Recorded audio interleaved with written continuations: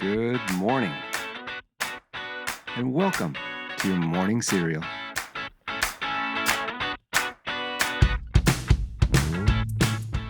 Okay, good morning, and welcome to Thursday.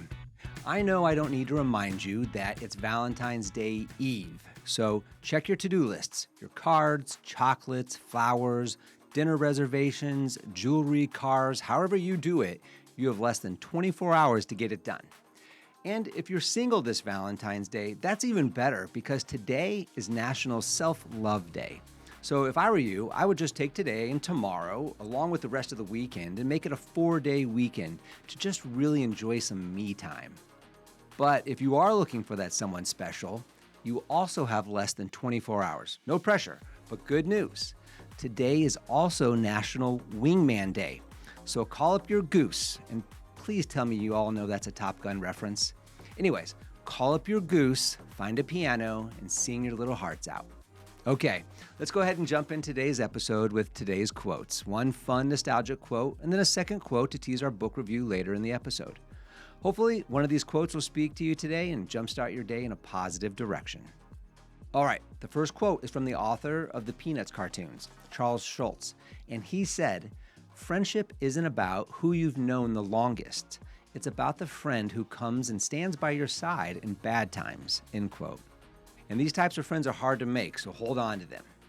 And today's teaser quote from the book review is, "Few people are logical. Most of us are prejudiced and biased." And as usual, we'll go ahead and unpack that here in just a few minutes in the book review segment. But first, let's jump into our usual dose of fun and historic facts from this day in history. Today's news facts and birthdays are for February 13th, and there's a lot of interesting news facts for this day, so hang in there with me. But we're going to start all the way back in 1633. That's when Galileo arrived in Rome to face charges of heresy for advocating the Copernican theory. And that theory holds that the Earth revolves around the sun. It's witchcraft, I tell you. And then in 1866, Jesse James, he held up his first bank, stealing $15,000 from the Clay County Savings Association in Liberty, Missouri. Then in 1891, American artist Grant Wood, he was born near Anamosa, Iowa. You would know his most famous piece of the farmer and his wife standing in front of their home with pitchforks, and not a smile to be had. If you're watching on YouTube, you can see it right here over my right shoulder. But I've got a buddy that's from Iowa. My wife went to school in Iowa, and I've got some in-laws that live there as well. And I can confirm that they do smile in Iowa, but it usually has to do with the Hawkeyes winning.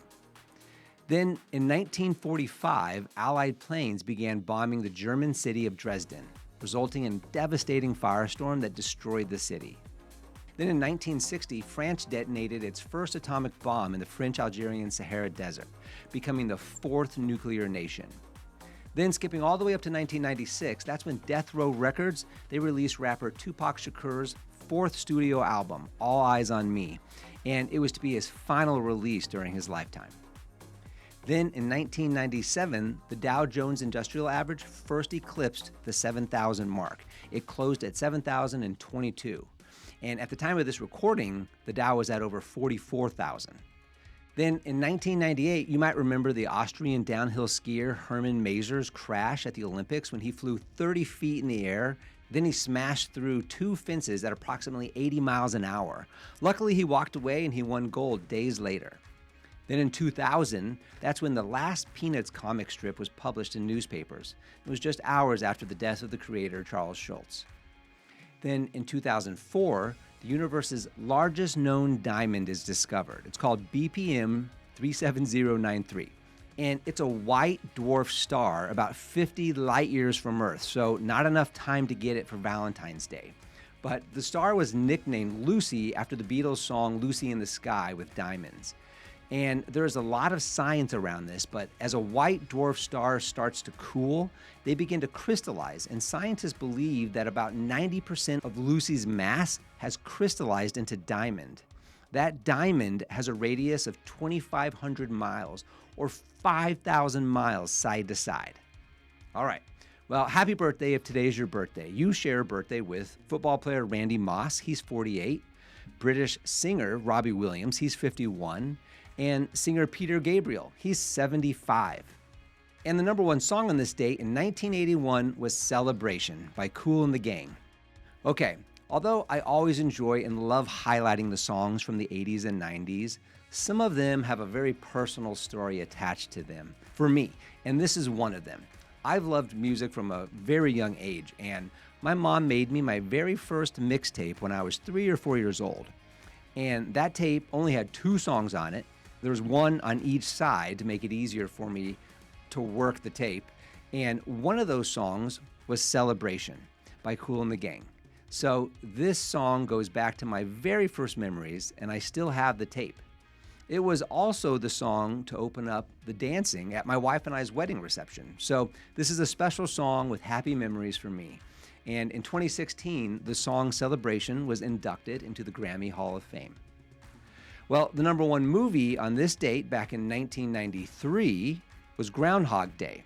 Remember this movie? Do you remember this movie? Do you remember this movie? This movie starred Bill Murray, and it's about a weatherman that relives the same day over and over again. And apparently, the first choice to play the lead role was for Tom Hanks. But Hanks turned it down, and then Michael Keaton turned it down as well. Finally, Bill Murray received the role, and he also received rabies shots because he was twice bitten by the groundhog during the filming. It was not yet confirmed if he was twice shy, though. It's a thinker. And while you're thinking about that, let's move on to some personal growth in the book review segment of Morning Cereal. This is where we take a few moments to reflect on the lessons learned from the current book we're reading.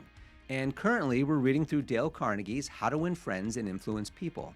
It's a timeless book that is consistently on all the must-read lists, and it's packed with rock-solid advice and actions for all of us to use and build healthy foundational concepts to live by. Yesterday, we began Chapter 2 entitled A Sure Way of Making Enemies and How to Avoid It. And Carnegie started this chapter by admitting we can all be wrong at times. But sometimes we are right and we know it. And the art in the conversation is how we go about it. And Carnegie began this chapter by telling us that we won't make much progress with people if we approach a conversation telling them we are going to prove them wrong or change their mind. Instead, we should disarm them by telling them perhaps we could be wrong, as we often can be, and that we should examine the facts, make ourselves open to where the facts take us, and generally, that will open the other person up to the same. Carnegie understands that we will come across situations where we just plain old know that we are right. There's just no question about it. And Carnegie tells a story to illustrate what can happen if we just bluntly tell the other person as such. In this story, a lawyer is presenting what is clearly an important case before the United States Supreme Court. And the case was actually Lustgarten versus Fleet Corporation. And it obviously involved an important question of law as well as a large sum of money. Well, one of the judges asked the lawyer a question that may have been rhetorical, but he asked how long the statute of limitations was, questioning, quote, 6 years, is it not, end quote. And the lawyer stopped and stared at the justice. And he just replied, quote, Your Honor, there is not a statute of limitations in admiralty, end quote. As the lawyer told his story to one of Carnegie's classes, he recalled the courtroom fell silent, and it felt like the temperature fell to 0. And even though the lawyer was correct, the law was on his side, and he spoke better than he had ever spoken before. He made the mistake of publicly telling a very famous and intelligent judge that he was wrong, and therefore his argument ended up not being persuasive, and he lost the case. Carnegie reminds the reader here that we humans can be a flawed bunch. He says, quote, Few people are logical. Most of us are prejudiced and biased. Most of us are blighted with preconceived notions, with jealousy, suspicion, fear, envy, and pride, end quote. And because of this, most of us don't want to change our minds about anything, from religion to our haircuts to our favorite actors. Carnegie is making the point that we are often stubborn, making changing other people's minds very difficult. And that is no different in today's world, and it might actually prove even more difficult today based on the current sociological norms. But if you insist on changing people's minds, Carnegie suggests you read this paragraph every morning before breakfast. It's an excerpt from James Harvey Robinson's book, The Mind in the Making. Here's the excerpt. We sometimes find ourselves changing our minds without any resistance or heavy emotion. But if we are told we are wrong, we resent the imputation and harden our hearts. We are incredibly heedless in the formation of our beliefs, but find ourselves filled with an illicit passion for them when anyone proposes to rob us of their companionship. It is obviously not the ideas themselves that are dear to us, but our self-esteem which is threatened, end quote. And this excerpt goes on to talk about how important something to which we associate as ours is to us, like my house, my dinner, my family, my country, my God, my way of thinking, and my beliefs.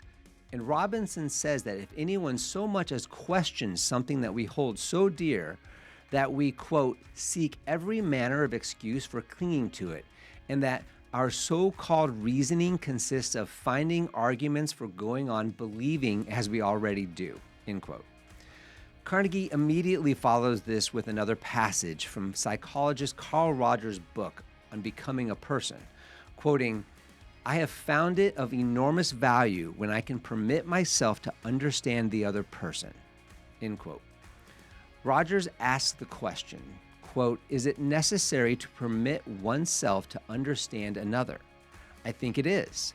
Our first reaction to most of the statements which we hear from other people is an evaluation or a judgment rather than understanding of it. When someone expresses some feeling, attitude, or belief, our tendency is almost immediately to feel that's right or that's stupid. That's abnormal, that's unreasonable, that's incorrect, that's not nice. Very rarely do we permit ourselves to understand precisely what the meaning of the statement is to the other person, end quote. There's a lot to digest in these last two passages. What we are learning, though, is that it's difficult to change someone's way of thinking and their beliefs. They are deeply held and associated with their self-esteem, and as such, people will cling to them, even unreasonably. So we need to artfully approach these conversations and looking to disarm and with perspective of the other person. Okay, well, another heavy one today, but join us again tomorrow as we near the end of Chapter 2, and we hear some classic Carnegie stories about overpriced curtains, and we get some more advice from Benjamin Franklin's autobiography. Take a deep breath. It's going to be a great day today. Go out there and meet the obstacles head on. Thanks for joining us today. We'll see you back here tomorrow, and have a fantastic day. Don't forget to follow and subscribe to the Morning Serial podcast on the One Life Live It channel. You can find more episodes and videos by visiting our YouTube channel and the website at Sean Inglis and at SeanInglis.com, where you can also follow our other podcasts, the Mr. and Mrs. Inglis podcast and the Life Happens podcast. In these other podcasts, we'll dive deeper into everyday issues, self-improvement and well-being, business and finance, and we welcome special guests too. So join us. It'll be a good time, I promise. Thanks again for listening. Have a fantastic day, and we'll see you tomorrow.